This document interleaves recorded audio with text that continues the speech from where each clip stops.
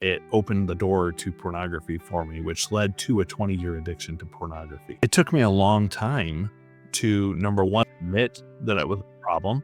And it was just that deep, dark, hidden shame, that deep, dark, hidden secret. And I just found myself blurting out this addiction. It was in that moment that everything, all those things, the veil that the enemy had put over me that kept me where I was lifted. And it was in that moment that my addiction was, honestly, it was shattered. I knew what my life was like with the pornography in it. And I didn't like it, but I was accustomed to it. And I was finding ways to deal with it as best as I could and all these things. But I was afraid of what life was going to look like without it and how I was going to be able to manage and what the aftermath was going to look like, all these things. But I knew that if I was ever going to find freedom, then eventually I had to say, okay, I know that I'm scared, but I need to step into that and accept it and embrace it to be able to get to the other side. Have to come to the point where you are disgusted enough with where you are that the pain and the fear of the unknown isn't as bad as staying anymore. The fear wasn't as bad as the pain. Yep. It's uncomfortable in a lot of ways for me, but at the same time, it's also very freeing because it's my hope that by me talking about the things that I've gone through and the struggles that I've had and the ways that I've been able to overcome it, that maybe, just maybe, there's somebody listening today to this recording that is going to go, man, he's telling my story, or I know exactly what he's talking about because I know somebody else has gone through this, or maybe it's not specifically something like pornography. Maybe for them it's something like overeating, or just maybe it's something as silly as picking your nose. Like, it doesn't matter what it is. If there's something that needs to be overcome in your life, and then you have the shame surrounding it, then it's the same thing. And so if I can share my story and help somebody else either find freedom or stop them from going down the road that I went down, then it's worth it. Hello, everybody, and welcome back to another episode of Passion from Pain, the show where we turn breakdowns into breakthroughs and talk honestly about what healing really looks like. Not the filtered Sunday best version, but the kind that happens when life strips you down to nothing and faith becomes the only thing left standing. Today's guest is a man who knows that kind of faith, not because it came easy, but because it came after the fall. Wesley Farnsworth, a veteran author and storyteller whose life has been a masterclass in redemption. His book, The Blueprint of Becoming, a practical guide to faith, failure, and finding your way forward, is a roadmap for anyone who's ever wondered if they can rebuild after losing everything: their purpose, their integrity, even themselves. Wesley's story is raw and real. As a pastor's kid turned creative entrepreneur, he walked through addiction, shame, codependency, and the long road of recovery. But what makes his voice powerful isn't just what he's overcome, it's how he did it through radical honesty, relentless grace, and the belief that failure isn't final, it's the foundation for transformation. So today we're diving deep into the truth about what it means to become, to build faith, rebuild faith when it's been shattered, to earn trust after betrayal, and to find purpose in the places you once felt unworthy. Because that's what Passion from Pain is all about. Not perfection, but progress. Not pretending, but becoming. So lean in because this one is going to get real today. I'm your host, Amy Pease. This is Passion for Pain. And let's welcome Wesley Farnsworth to the show. Wesley, thank you so much for being here today. I'm real excited for this conversation. I've been looking forward to it since we chatted. Oh man, I'm so happy to be with you, and I've been looking forward to talking with you and sharing the stories. So, man, I can't wait to get into it. Awesome. Well, with that, let's dive right in. I mean, tell us how we got here today and to writing the book and what got you here. Yeah, my story, it's a long story. It started, growing up. I was a pastor's kid. My dad was a full-time evangelist with the Assemblies of God and was Mhm. on the road traveling a lot. And um, there's some pressure from being a pastor's kid, and some of it Sure. is self-imposed. It's not necessarily pressure from other people, but it's Mhm. just a self-imposed pressure to act a certain way and say certain things and do certain things to make sure that you're reflecting well on your parents and reflecting well on the church and reflecting well on God. Mhm. And so with that, I just I started really becoming very sensitive to those things, and I didn't even realize that I was doing it, mind you. I'm just a kid, I don't realize all this. This is kind of a hindsight 2020 reflection, Sure. of my upbringing, but as I've been doing it, I've started to realize, yeah, that was kinda what was happening there. Mhm. um and through all that, I started to lose myself. I started to become very codependent, which if you're not familiar with codependency, it's essentially it's caring more about what other people think about you, Mhm. than what you think about yourself and what God thinks about you. You become very dependent on the approval of others. And so as I was growing up, that was started to become a part of me, and I started losing myself because I became, as I refer to myself, a master chameleon. Right, I Mhm. was able to blend into any different environment and talk the talk and act a certain way in order to fit in, and because I wanted that approval, I wanted to be Mhm. welcomed and accepted. Um, and eventually that led to a downfall for me because when I was a teenager, uh, I was with a group of friends that mentioned something, a term that I was not familiar with, and they were laughing and thought it was great, and so laughing, trying to fit in, um, but I didn't know what it meant, and I didn't like that. I didn't like being in that kind of a situation. Mhm. And so that night I went home and I began searching for this term. Mhm. Unfortunately, that term was one of a sexual nature, Mhm. and it opened the door to pornography for me, which led to a 20-year addiction to pornography. Oh, wow. Um, and so it took me a long time to, number one, admit that it was a problem because I was, Mhm. at first it was more of a curiosity. And Sure. then from curiosity to a stronger interest and then eventually an addiction, and Mhm. what became the addiction, it was impossible for me to stop on my own. I tried several Mhm. times, and just I couldn't do it for one reason or another. I would always go Mhm. back to it. Um, Mhm. and so that kinda led me to, uh, a group called Celebrate Recovery. About 2019, I was attending church, and the church said, "Hey, we're starting this new ministry called Celebrate Recovery, um, and it's for anybody that has any kind of a hurt, any kind of a habit, any kind of a hang up. Essentially, if you're human, it's for you." Um, and I remember thinking, "Man, I should really check that out." Like, Yeah. that sounds like it could be for me. Um, but then the codependency, started kicking in on, like, do I Mhm. wanna go to this group and admit that I have this addiction? Yeah. What are they gonna think about me? What are they gonna say? What are they gonna do? Am I It's tough. at the time, as I said, I was attending the church, I was leading a ministry, and so, would I be asked to remove myself from the ministry? Would I be asked to leave the church? Like, all these things are going through my head. Mhm. Um and I just eventually I was like, "Okay, I need to do this," because I realized that I was powerless to do it on my own, and I knew that something needed to change. And so I started attending this ministry, and the first night I walked in and, I was the only newcomer in the room, which is unusual, for a CR in that area. Mhm. Um and I walked in and the leader, afterwards, we did kind of you go through what they call 101, where they kinda tell you more about the ministry and, what they bring and what to expect and that type of stuff. And, the leader looked at me and he said, "So what brings you in tonight?"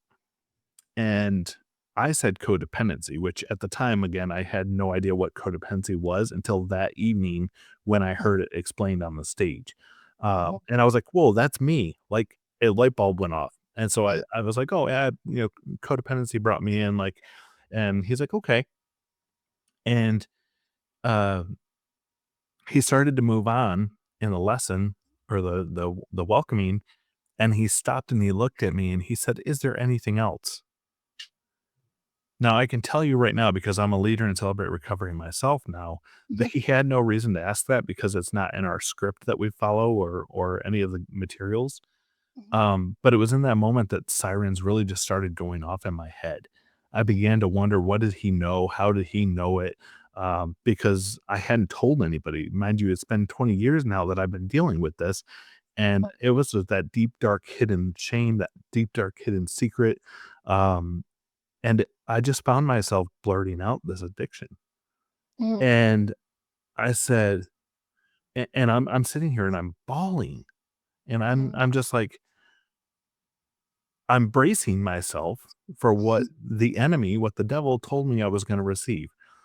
I was Yeah. gonna hear you're broken or you're you're terrible, you need to leave, and just the shame and everything. Sure. But instead of receiving all of that, I received a he said, "You're a brave man for admitting that. Thank you for your Yeah. trust." And it was in that moment that everything, all those things, the veil that the enemy had put over me that kept me where I was lifted. And it was in that moment that my addiction was honestly, it was shattered.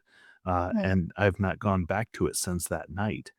Um, but that's led to even more work on my part because now I'm free of this addiction. Now I've had to go down the road of figuring out what it was that led to that addiction, which has led to Mhm. me realizing it was actually the codependency. And I've had to go through the process of, okay, well, now I know that it's codependency. How do I figure out, I've had to go through the process of figuring out who I am again because Mhm. I've spent so long focused on what other people think about me that when people would ask me what I think, excuse me, even today, I still find myself like, okay, is this what I really think?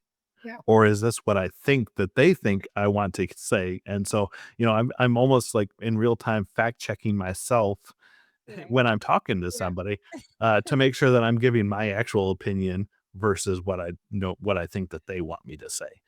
Um, but it was in through all that and through all the work that in Celebrate Recovery that led to the book. Yeah. I was attending a meeting one night in 2019, and I was listening to a testimony, and in the testimony, they said something.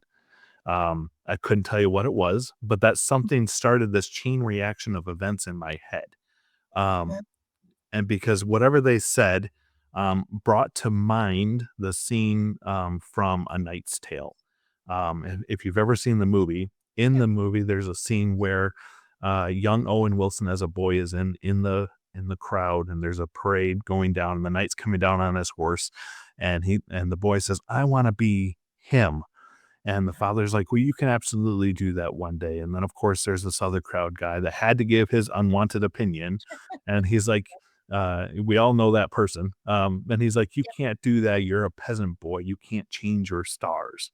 Mhm. And that scene started replaying in my head over and over and over again. And um, eventually it started adding the biblical twist to it, where we're all before Christ, and when we're stuck in addiction, and we're stuck in shame, and we're stuck in all these things, we're all that peasant boy. We want to change our stars, but we don't know how. And then eventually, when we accept Christ and we find freedom from these things, now we have changed our stars and we've stepped into the family of God and into the royal kingdom, his royal family, because we are now sons and daughters of God. And so we essentially change our stars. And then once we do that, now we have to, and this is where the book comes in, we have to then take and ensure that our constellation of stars, as I use in the book, is guiding us towards the North Star, which should be Christ. It should be the brightest. He should be the brightest star in our constellation. And so every job that we have, every relationship that we have, every decision we make is a star in our constellation. And we have to make sure that those are all pointing in the direction that we want to go and that he is calling us to go. And so that's kind of my story in a nutshell and what's brought us here today. Wow. Incredible story. Oh my goodness, so much there to kind of unpack. And I love how you were able to find the strength to, not only overcome this addiction, but get to the point that you were able to actually write a book about it. I mean, that's a difficult thing to do, going from the shame of, that you were feeling, and all that was going through your head of how people were going to perceive you, and how they were going to treat you, to putting it out there in a book. I mean, how did that drastic of a transformation happen, and was it instant, or did this happen over time? Oh, it was definitely not instant. Mhm. It was a very long road to get to where I am today. Yeah. I mentioned it was 2019 when this book idea, and actually at the time it wasn't even a book. It was just this idea kind of floating around in my head. Mhm. And then at some point over a year or so, um, I I started going through and I started giving my testimony within Celebrate Recovery, at various groups, and um, so that became very easy to me now. I can give it Mhm. anytime, anywhere, like, it's not a big deal for me. Mhm. Um, but it was probably 2020 or so, that the idea of the book started coming to me, and I started actually writing, and I put my testimony down, and that became the first 2 chapters. And I started kind of playing with the whole idea of the constellations, and how I wanted to weave that in, and how the story from the movie kind of could weave into it, and all that. And so it's taken me 6 years roughly to get it out, and then the book was just released October 14th of this year, 2025. Um, so it's taken me a while to get to where I am. And I have people ask me exactly what you just said is, Yeah. how did you get from this shame to being able to do what Mhm. you're doing now?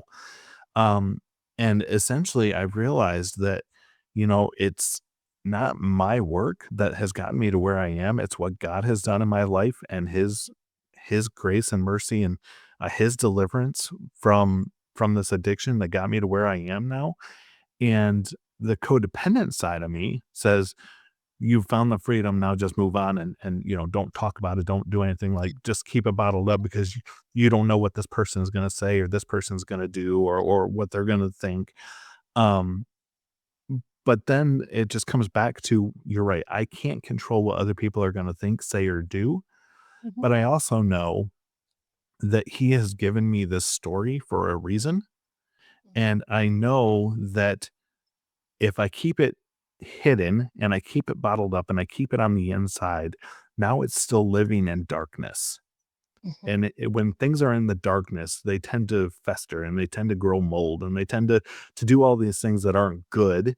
And Mhm. it's a lot easier for the enemy to get a hold of you and bring you back down that road when you keep it hidden and you continue to live in that shame. Mhm. And so as I've been exploring that, I'm like, you know what? I need to be willing to step into the discomfort and Mhm. share my story with a bigger audience, outside of the safety and confines of Celebrate Recovery, where you have the anonymity and confidentiality. Mhm. Um, and so that's kind of where the book started. And even in the weeks and the months leading up to its release, there was still a lot of the internal battle going on. Like, do I want to do this? Like, this is like a big step outside of the safety and confines of a meeting, to now where the world can read like the things that I've gone through. Um, and then taking it to another level and coming on to like podcasts like we're doing here today, and I'm talking about this. Um, Mhm. it just it's uncomfortable in a lot of ways for me, but at the same time, it's also very freeing because it's my hope that by me talking about the things that I've gone through and the struggles that I've had and the ways that I've been able to overcome it, that maybe, just maybe, there's somebody listening today to this recording that is going to go, man, he's telling my story, or I know exactly what he's talking about because I know somebody else has gone through this. Or, maybe it's not specifically something like pornography. Maybe for them it's something like overeating, or or just the self-approval, or um what's the word I'm looking for? Uh, self-image, something along those lines, or maybe it's something as silly as picking your nose. Like, it Right. doesn't matter what it is, there's something that needs to be overcome in your life, Yeah. and then you have the shame surrounding it, then it's the same thing. And so if I can share my story and help somebody else either find freedom or stop Mhm. them from going down the road that I went down, then Mhm. it's worth it. Absolutely. And what a powerful kind of cycle essentially you just kind of threw out there. We tend to, once we, I don't want to say heal ourselves, but get past our addictions or our issues, and heal and grow beyond them. We do want to share what we've learned with other people. And it's almost like we have to give back. Um, and I think that's kind of what drives a lot of us who have experienced, traumas or addictions to, go out there and tell our stories. Like, hey, you don't have to suffer this alone because there's so many other people who are just like you, number one. And number two, there is a path out of this and a path forward. And you don't have to continue to live like this. And I think that, we tend to get in that mindset once we've kind of figured it out ourselves. We're like, hey, I have an answer here and I want to help. And I don't know, I think that's just a natural kind of cycle of healing that we go through. And it's kind of cleansing in a way too, to be able to offer that up to other people, even people we don't know. Yeah, and that's one of those things, like, it's very easy for us to want to stay quiet, Hmm. Yeah. and it's very easy for us to want to, pretend Mhm. like that thing in our life doesn't exist, because when we can do that, then we're essentially living with the known enemy. I've been talking with people over the last few weeks, since my book has come out. People are like, "Man, I don't," and even honestly, even longer, people are like, "I don't know that I want to get rid of this in my life. Why is that?" Hmm. And it's like, I said, it's because you know what your life is like with that thing in it. Hmm. And so you have become accustomed to it. And now you're, in a lot of ways, you're comfortable with it, even though you're uncomfortable with it being there, right? You're comfortable in the uncomfortable, but Sure. you don't know what's around the corner. You don't know what your life looks like without it in it. You know that something needs to change and it should be removed, but you're afraid of the unknown. You're afraid of what your life is going to look like without that thing in it. And I can say that because I was there. Like, Sure. I knew what my life was like with the pornography in it, and I didn't like it, but I was accustomed to it, and I was finding ways to deal with it as best as I could, and all these things. Hmm. But I was afraid of what life was going to look like without it, and how I was going to be able to manage, and what the aftermath was going to look like. All these things. And but I knew that if I was ever going to find freedom, then eventually I had to say, okay, I know that I'm scared, but I need to step into that and accept it and embrace it, to be able to get to the other side. And Hmm. so when people are like, I don't know, I'm like, well, it's because you're scared. You're scared of the unknown. Yep. But I can tell you that whatever is on the other side is better than what you're going through right now with it in your life. Yep. 1,000% absolutely, and it is very similar to my story, and I talk about it all the time. I didn't know what was going to happen if I, cut my entire family out of my life, and took off with just me and my son. That was the very unknown, single mom with an autistic son, and I had no idea how that was gonna pan out or stick around with the abuse. I knew how that was gonna pan out. But it was very scary. And you just yeah, you have to come to the point where you are disgusted enough with where you are that the pain and the fear of the unknown isn't as bad as staying anymore. And that's kind of where I ended up getting as well. The fear wasn't as bad as the pain, uh, Yep. of staying. And sometimes it takes people or groups or faith or God to get you there. And sometimes, you just kind of get there on your own. You just become disgusted enough. Yeah. Yeah, it's the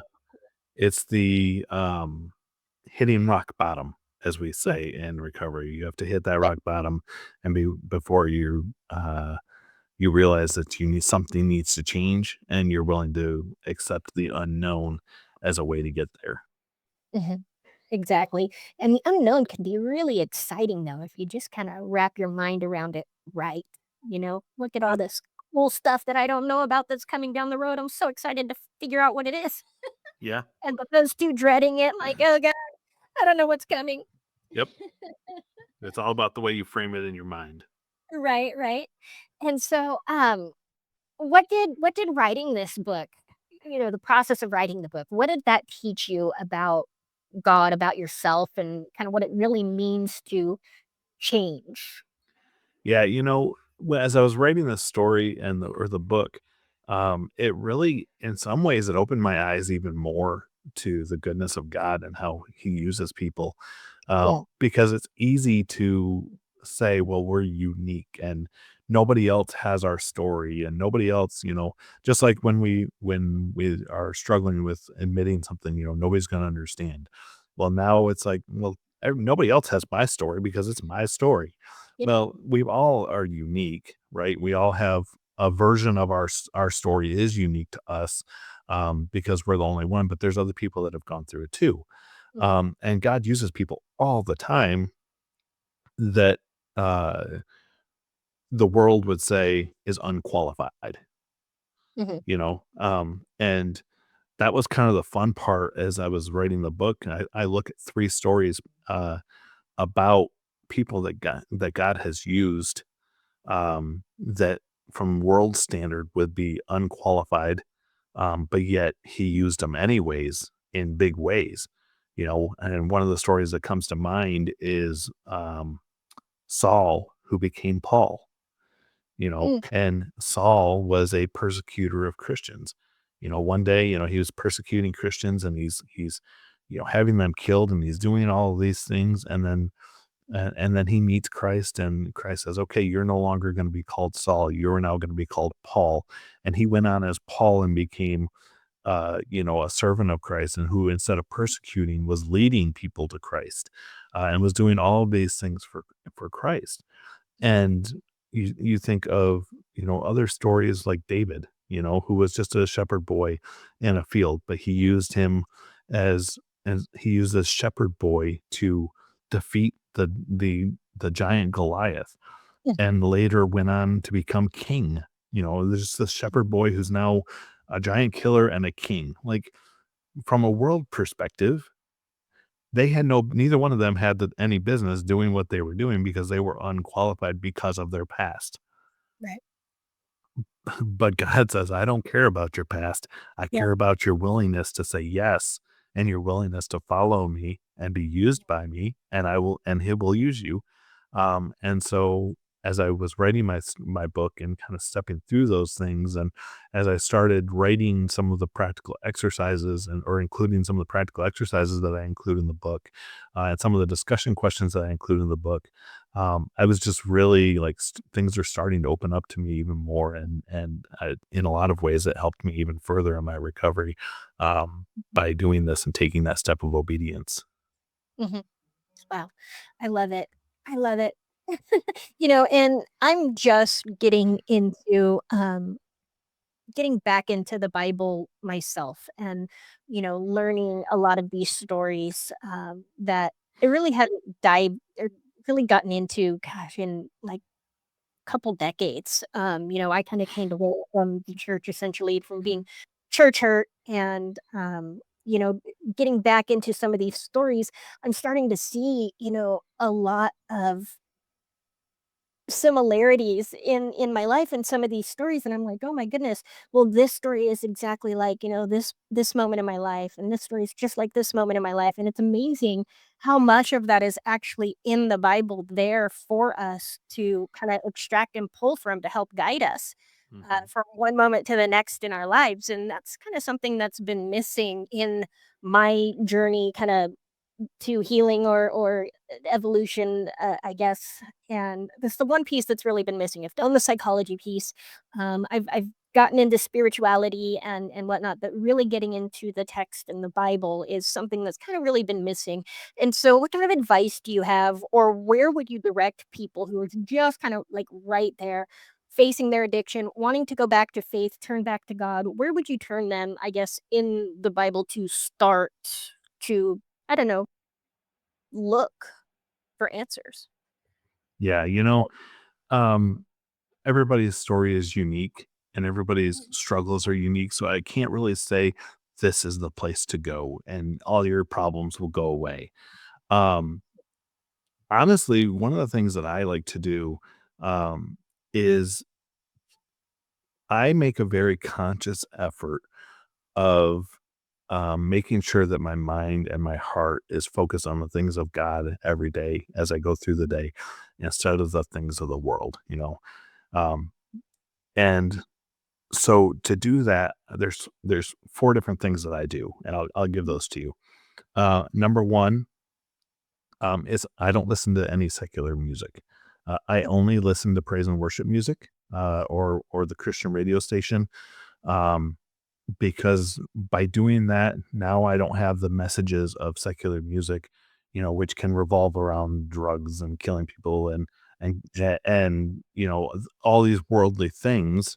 And sometimes you don't even realize it because of how they word things and they put mhm, to beat and stuff like that.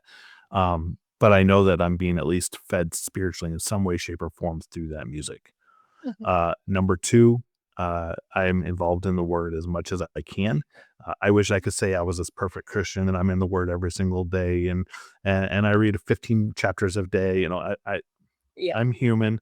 I sure, hate reading, which is kind of funny because I wrote a book. But I try to be in the word as much as I can. mhm, Do a devotional of some kind, that type of stuff. Um, Prayer life for me is really huge. A lot of people, I was talking to somebody the other day and they're like, well, prayer is only for special occasions and when you need something. And that's not the case. Like prayer is for any time. Prayer is, you're walking down the road and you have 5 minutes and you're like, hey, God, like this is what's going on today, or this is what's going on in my life right now, and just being honest and real and raw with him because you know what? He knit you together in your mother's womb. He knows you from your head to your toe. And so he knows everything before you tell him. He just wants you to tell him. He wants to be your best friend and just have an open conversation with him. And so just having that kind of a prayer life where you just are real with him and be like, hey, here's what I'm thinking. And you know what? Maybe in this moment, God, I'm angry with you. Like, mhm, right now, I'm going through a season of life, like, April 1st of this year, I became unemployed. I'm now mhm, sitting here 8 months, almost exactly 8 months of being unemployed, and there's mhm, times where I'm like, "Hey, God, like, I'm kind of uncomfortable right now, like, what's going on? Like, where's my next job? Like, I'm doing everything I can and applying to jobs. What's sure, going on?" yeah, Um, yep, and just being honest with him and having those types of conversations, and instead of always asking um uh, instead of asking or taking, just having those conversations like you would a friend, mhm, or your dad, and just being honest with them. So that's number three. Number four, is just making sure that you're surrounding yourself, with people that are of like mind as you. mhm, mhm, So in my instance, um, I do my best to surround myself with people that are, a Christ centered, mhm, and B, at a minimum, they are recovery centered. So they're a part of Celebrate Recovery, or other type mhm, ministries like that, or programs like that that will continue to help me push forward in my recovery instead of potentially becoming a hindrance or a roadblock that would cause me to relapse. mhm, And so a mixture of those four things or when I tell people that they're like, "I don't know where to begin." I'm like, "Start doing these 4 things." And, as you do that, then you will start to, as you begin to be open and honest with yourself and you do these things and you do the inward reflection, you'll start to change internally slowly. mhm, And as you begin to change internally, then you'll start having some outward changes. and people will begin to notice slight changes in the way you talk, in the way you walk, and the things, and just in life in general. And they may start asking you questions about what's changed and things, and you'll start to feel better about yourself, and you'll just be able to begin to find some freedom from it. And before you know it, it's just kind of a way of life instead of these conscious decisions that you're having to make every single day to get to that point. Yeah. I love it. I love it. Oh, that's some great advice right there for somebody who's just starting to get back into it, and I don't know, for people that are struggling with the hidden battles, whether it's addiction, shame, secrecy, or something like that. What do you want them to really hear and take away from the conversation today? Yeah, when I think of people that are struggling, I just think I can't help but think of myself. Yeah. And I remember the lies that the enemy was telling me that I have a unique thing that nobody is gonna understand, that this is gonna happen or that's gonna happen, and everything that he told me to keep me where I was. And if that is you and you are in a situation right now where you know that something needs to change, Mhm. I want you to know and remember that you are not unique. There is somebody out there that has been down the road that you are currently going down or considering going down. Mhm. And what he doesn't want to happen is he doesn't want you, he being the enemy, the devil, doesn't want you to reach out for help. He doesn't want you to be vulnerable and ask somebody for advice or prayer or help. And because he wants you to continue to live in that shame and in that denial phase of it. And so I would say number 1, be brave and take that step. And number 2, if you're already in the addiction, Mhm. remember that you are not defined by the addiction. Mhm. Is it a part of your story just like the addiction is part of my story? Absolutely. Mhm. But you can't change it. You can't do anything about the things that have already happened in your life. Yeah. But what you can do is you can choose to forgive yourself. You can choose to begin to take the steps to free yourself from that thing in your life, Mhm. whether it be addiction or otherwise. And then you can choose to not let it define you, just like I'm not letting this addiction define me. I'm choosing to, instead of let it be a definition, I'm choosing to let it just be a part of my story. Mhm. And now I'm sharing it with other people. Yeah. Yeah. I love that. That's really powerful. Because you describe, you know, it's not just healing, it's becoming who you are supposed to be, who you're meant to be. So let's dive into what that process really means. In the book titled The Blueprint of Becoming, is a strong title. So what does becoming mean to you now that after everything you've been through, what does that mean to you now? Yeah, so I'm still stepping into my becoming, from the day you are born to the day you are till they put you on the ground, you're stepping into your becoming. You should never stop becoming. For Yeah. me, I'm continually to become the person that I feel like God has called me to be and is pointing me to be. From the addiction phase to now being this author, and now taking that next step, and now I'm sharing it on podcasts and things like that, to where now I'm taking it even further, and I really feel a call from God to take it into becoming and doing speaking engagements, speaking to men's groups, speaking at churches, speaking at conferences, and just sharing my story and helping people realize these things. And so now I'm beginning to take steps to move into that next part of my journey and becoming that, and so now, I've got my book website, blueprintofbecoming.com. I've got now my personal website, wesleyfarnsworth.com, where you can find information about me and booking me and all that fun stuff. Um, but it's just this continual evolution of this journey of becoming, right? I have this master blueprint out there that God has created, And now I'm just doing everything I can to follow that blueprint into my becoming. Mhm.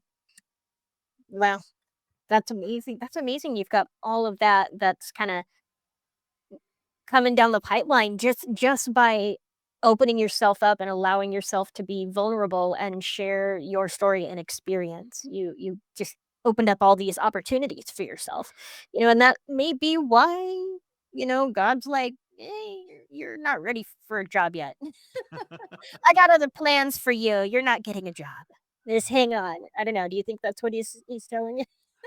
I honestly, I do think that is a big part of it. Like, I with all my heart, I believe that the speaking part of it is gonna be a big part of my life.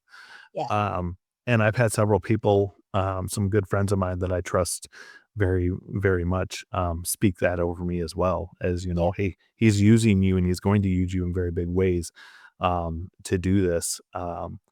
But then there is the human side of me that is Right. like, "Okay, God, it's 8 months now. Like, my unemployment has run out. I'm now living basically off of my savings, and, like, okay, like, I need something coming in here, um, but I don't know what that looks like. I don't know if he has a speaking engagement booked for me tomorrow. I don't know, but all I know is that he has called me to do this, and he just wants my yes, and he'll take care of the rest." And fun fun fart fun fact about that, I was there was a Sunday morning, we were in worship, and he's telling me, "Hey, I want you to go up to your pastor and offer to speak for him on a Sunday morning." And I wrestled and I fought with God. And I was like, "No, not me. Like, I'm not qualified to do this. No, no, no, no, no." And I fought with him for a week. Like, just kind of Yeah. like just really like, "No, this isn't me. That's not that's very uncomfortable for me." This is before I even started doing podcasts or anything like that. Mhm. Um, and the following Sunday, he was like, "Do it." And I'm like, "But," he's like, "No buts, do it." Um, Oh, goodness. and so I went up to the pastor after church, and I was like, "Hey, like, I don't know what this looks like or anything else, but I know what he's telling me to do. Out of obedience, here's what I'm telling you, here's what I'm offering you. Um, we can talk about more later, whatever. I'm just taking this step of obedience." Yeah. And, Yeah. within 24 hours, I had a church contact me about coming to speak at their church because they Mm. are currently without a pastor. Oh, wow. And I'm like, 24 hours after I gave God my yes, he started lining stuff up for me. Incredible. I and so I'm like, "Okay, like, it's not enough that's gonna pay my bills, but it's a step in the direction." Yeah.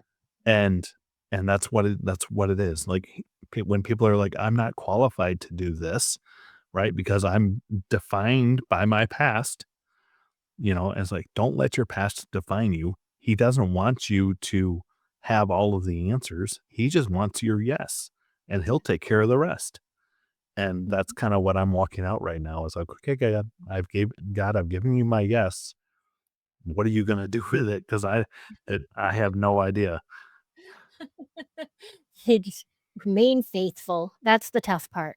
That's Yeah. the really tough part is to remain faithful. Absolutely. I get it, and building this podcast, very similar experience, I'm told that I need to share my story and I need to share the story of others and put it out on the podcast and go this route and here I am doing it. And, same thing, you do have that anxiety and that fear that it's not going to work out or just everything's gotta get paid just like every other person and, keeping that faith, that's tough, that's really tough. So how do you stay grounded in your faith, when it feels really heavy or, you just kind of feel like, I don't know if this is gonna work.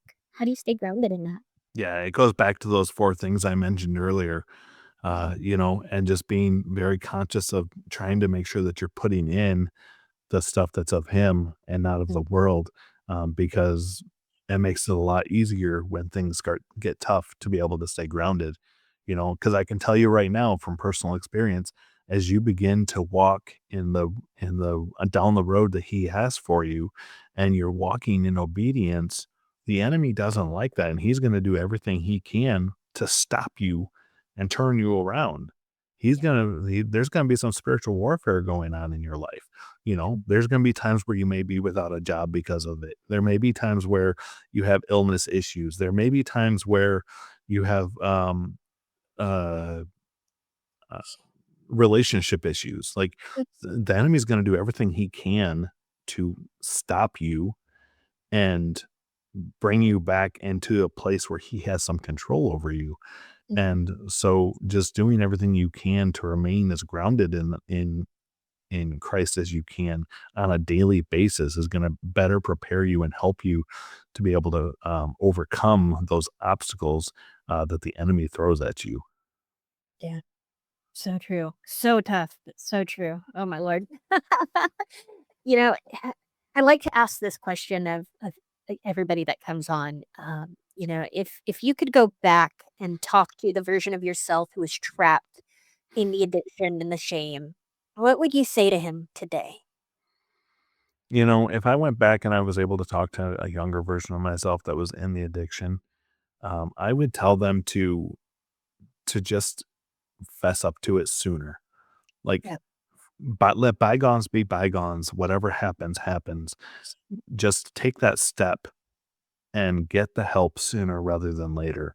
Forget what other people are going to say or think or do about it because you are worth it and you are going to be better without it in your life. And so just take that step and let the cards fall where they may. Mm, mhm. I love it. I love it. And what does passion from pain mean to you personally? Man, I think about my story, and there's so much that we haven't even talked about here today, that I outline and talk about in my book, and, there's a lot of pain. I've gone through a lot of pain in my life, as a result of my addiction and the spiritual warfare that we talked about, briefly here, and so, uh, but from that pain has come a passion of mine that is now driven me to tell my story. I now have this passion to help others and to try and stop others from, going down the road that I've gone down because of my pain. And so that is where passion for pain definitely comes from for me. Yeah. And I love that you've taken, your painful situations and turned it into a purpose, and a passion for yourself, and that's incredible. A lot of people can't or won't, do that. It's hard enough to face the pain, but to turn it into something, uh, that does something positive in the world, that's even more difficult. And so, I give you a lot of kudos for that because it ain't easy. It ain't easy at Yeah. all. And it's not. One of the other things that I want to just mention briefly, is, it's a lot easier for us. I think of the gym, and I'm going to use a gym analogy real quick, if you will. Yeah. Um, we all, we're what, 2 months now from beginning of the new year. Mhm. And if you're like me, at some point, you've made this New Year's resolution that you're going to get fit and you're going to go to the gym. Yeah. And so you go to the gym on New Year's or the day after if they're not open and whatever, and you sign up and you're like, I'm gonna go and I'm gonna have this amazing result. And within a month or so, you stop going for one reason or the other one day. And then it continues the next day, and then it continues, and eventually you just stop going altogether. Now you're Yep. paying for this membership that you're not using because you Yep. forgot to cancel it. Now, let's flip that around and let's look at the people that um, made that same resolution, but they've made it with a friend Mm. or a family member. Yeah. And now they have this family member or friend that they're meeting at the gym once a week, twice a week, 3 times a week, whatever it may be. But now they have somebody there that's cheering them on and keeping them accountable and doing it with them. And so now they have a longer success, may not be forever, but it's longer than if they had done it alone. Well, Yeah. when you're trying to overcome something and get rid of something from your life, the same principles apply. It's very hard to do it alone. Not impossible, but it's really hard. I've tried, I've done it, did not succeed. Yeah. But if you do it with somebody else in your life and in your corner cheering you on, then it becomes easier. That's why there's addiction groups out there for all of the different things, whether it be Celebrate Recovery, NA, AA, whatever it might be. Yeah. That's why there's groups out there, because accountability works. Mm. Um, and so I've taken that same principle and I've kind of applied it to my book. In the book, at the end of every chapter, I have reflection questions that you can do, Mhm. to kind of go through and work the book, if you will, by yourself. Mhm. But because of the importance I know of doing it together, I've actually taken, and if you go out to my website, blueprintofbecoming.com, you can download a free guide that I've created. There's a bundle out there, where you can download not only a leader's guide, but a participant's guide. Okay. And it takes my book and it turns it into a 10-week study, where you go through the book chapter by chapter. Mhm. And but you're doing it together in a small group, 5, 10, or even just one-on-one with, if you have a friend that you want to do it with. Oh, cool. Um, but it goes through and it asks you additional questions, in addition to what I ask in the book. Mhm. And it just gives you now a safe place where you now have somebody else in your corner that's going through this journey with you of becoming. And now you have somebody that can be safe, that you can be safe with and talk with, that knows what you're going through and what you're working on. And you can cheer each other on. And hopefully that leads to more success. Um, and so as I said, if you go out to my website, blueprintofbecoming.com, you can download that guide, and work through the book together. Mhm. That's incredible because you don't see a lot of other books or creators that are doing it that way to where you can bring in a partner for accountability or to go through the process together. But you're right. I mean, you need that other person to help keep you on track, keep you motivated, keep you accountable, keep you going, because it's so easy to give up on ourselves. It's a lot harder to give up when somebody else is involved. Yep. At least for me anyway. I don't know. I would get that I don't wanna disappoint attitude going on and when the guilt that comes in and the shame comes in, but it's for good this time. The guilt and shame is for good to keep you on track to do the things you're supposed to do to overcome. Exactly. That's where peer pressure works in your favor instead of against you. Right, right. There's good and bad to everything, right? And so we can use these concepts and ideas for the good. We just gotta, turn it around the right way. Absolutely. I love it. I love it. I love it. And, all of your websites and the link to your book is going to be linked in the description of the YouTube video and for the podcast as well. So everybody can click and go find all of that, and purchase the book and, kind of overcome their addictions and the shame and the guilt Yeah. and move on with life. Yep. And I will Too short to live there. and I will say, if you're like me and you hate reading, Yeah. there is a ebook format as well. So Okay. it's paperback or ebook. So if you have an ebook reader that will read to you, Mhm. you can download the ebook, as well, and that'll give you a way to be able to still participate and do the book, without having to read it. Okay, okay. I love it. I love it because yeah, I'm one of those too that I'll put a book on and do things because sitting for an extended period of time to read is not really my thing. I've got to move. I got to move. I don't know, but yeah, no, I love that. That's awesome. All right. Well, I thank you so much for coming on. There's one last thing that I like to do with all of my guests, and it's called a rapid fire. I'm going to start a sentence, and I'm just going to let you finish it with whatever pops in your mind. If you're up for playing the game. Yeah, let's go for it. All right. All right. Number one, faith is Important. failure taught me. Ooh, failure taught me that I'm not perfect, and that's okay. Ooh, I love that one. Recovery looks like. Taking things one step at a time and realizing it's not an overnight fix. Mm, good one. The hardest step in healing is admitting that you're not perfect and taking that step. nice. My daily non-negotiable habit is Listening to Christian music. I love it. One lie I had to let go of to heal was I'm not unique, and there's other people that have been down my road. right. Grace means Accepting accepting the forgiveness of Christ, even when we sometimes can't forgive ourselves. my greatest redemption moment was Having the book come out and seeing the positive reactions to it versus what the enemy was telling me I was going to receive. yeah, absolutely. And my pain became my purpose when The book came out, and I've been able to now it's opened up the avenue for me to be able to share my story with a larger audience and help others overcome their own issues. I love it. I love it, Wesley. Do you have anything else you'd like to say to the listeners before we leave for today? Man, I would just say again, know that you're loved, know that God loves you, and know that you're not defined by your past. Yeah. Awesome. Wow, what a great conversation and a reminder that grace and grit can coexist.